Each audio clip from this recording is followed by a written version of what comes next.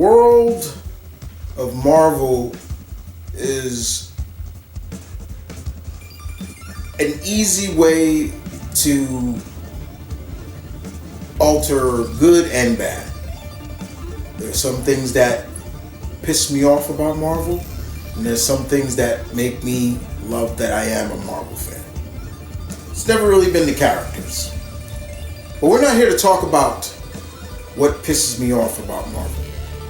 We're here to talk about the good. So, fellow comic fans, fellow comic readers, Marvel is returning back to their What If series this July.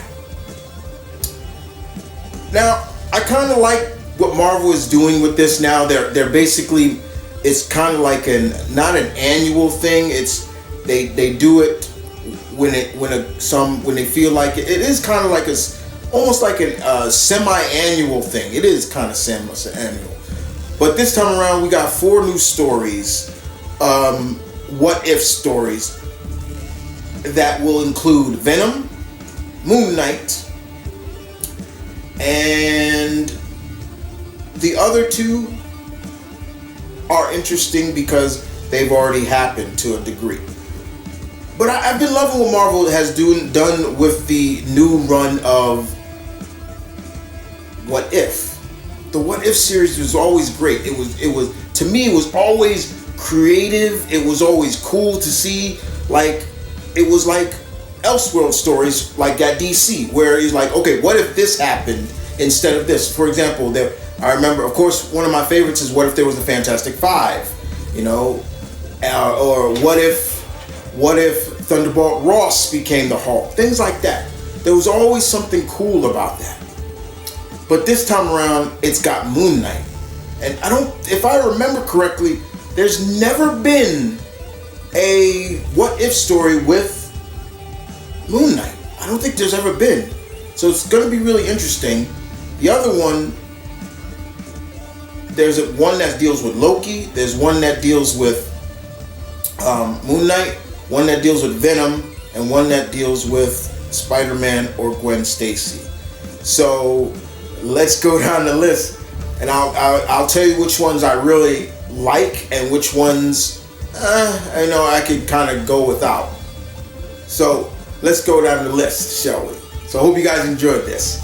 So coming in July, one of them is going to be deal with Loki. Let's get this one out the way, because despite the person who's coming back, I really can care less, because I'm so kind of burnt out on Loki now. I really am. And that's not just in the MCU, but that's just, and I think it has a lot to do with the MCU, of being burnt out on Loki. But the story is basically, what if Loki wielded Mjolnir? So basically, Loki is now able to wield Mjolnir, and basically it is in What If Dark Loki #1. That's their calling now. What If Dark. Walt Simonson returns to the world of Asgard and Thor alongside artist Scott Eaton, but this time Loki's in charge. And a tale of one of Asgard's worst days and one of Loki's best. So as you're probably seeing the cover, yeah, it looks like Loki is going to be wielding Mjolnir, and we also see Surtur in there. So it looks like Loki's going to be just being his mischievous, dickish self, and maybe not defending Asgard, and Asgard's going to probably get destroyed or burnt thanks to Surtur. Outside of Walt Simonson returning, who is probably one of the best writers to write Thor, he's one of them. I could care less really about this one. It's just, like I said before, I'm kind of burnt out on Loki. I really am, and that's not good in a sense. I'm kind of burnt out on Loki. I really am. The next one deals with Spider-Man or Gwen Stacy, and we have Jerry Conway coming back to write. Now, Jerry Conway has written Spider-Man. One of his most famous stories is the death of Gwen Stacy. So the story is, what if Gwen Stacy didn't die on the bridge that day, but Peter did? Did anybody ever think about that? Like, what if he saved Gwen, but he died in the process? I never thought about that. But when you think about it, you probably maybe could see it. Peter being just very angry at Norman for doing what he did, and anger can cloud judgment, and even with Spider-Man's skills, he could make a mistake. So Spidey legend Jerry Conway returns to his most famous Spider-Man for What If Dark Spider-Gwen #1, along with Jodie Holster. I love Jodie Holster, great writer. And artist Ramos Botch.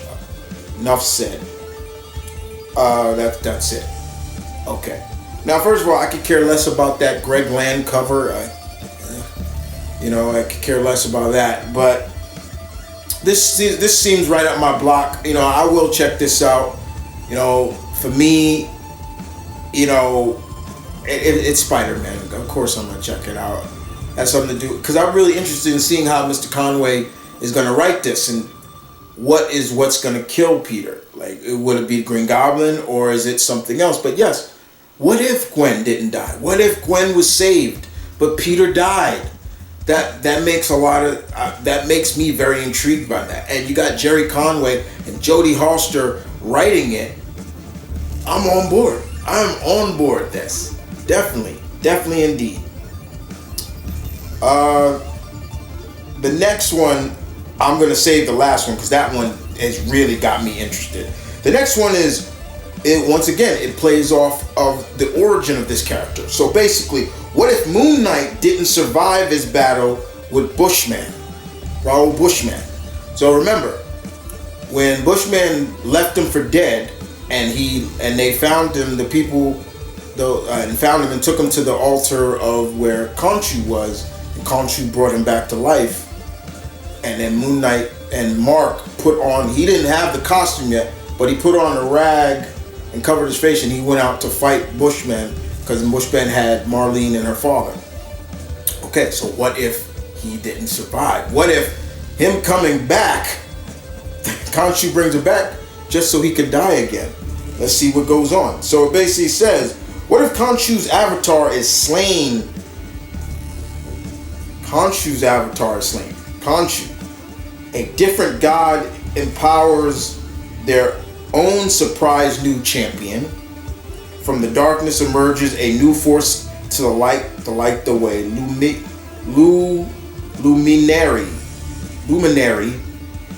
But will her quest for revenge against Moon Knight's killer result in her own fall? Find out What If Dark, Moon Knight #1, written by Erica Schultz and Edgar Salvatore. Excuse me. So honestly, we're basically saying that, okay, Marlene became an avatar from a different god. Okay. They didn't even have to say Marlene. We already can tell that they're talking about Marlene. This is going to be interesting. This is also going to be interesting to see because, what if another thing, Mark? This is kind of interesting, but it's also kind of like, man, Khonshu, so basically, Mark dies again. that's where you got to look at it from. It's like Mark died again. He came back to life and then he died again. Bushman killed him. It's just that just kind of screams a little bit like, wow, But I'm a Moon Knight fan, so I'm definitely check it out. And it's really going to be interesting. You're probably seeing the cover right where to my left, your right, wherever you're looking. That's going to be interesting. It's going to be interesting. I'm really interested in it. But yeah, wow, Khonshu chose badly. Basically, that's what Khonshu chose badly. It really is. But this is another one that intrigues me the most. And the final one is probably the one that is really, really got me like, oh shit, like, whoa, what's this? This one got me. So check this out. So, the final one is called What If Ben Grimm, the ever-loving blue-eyed thing, became Venom?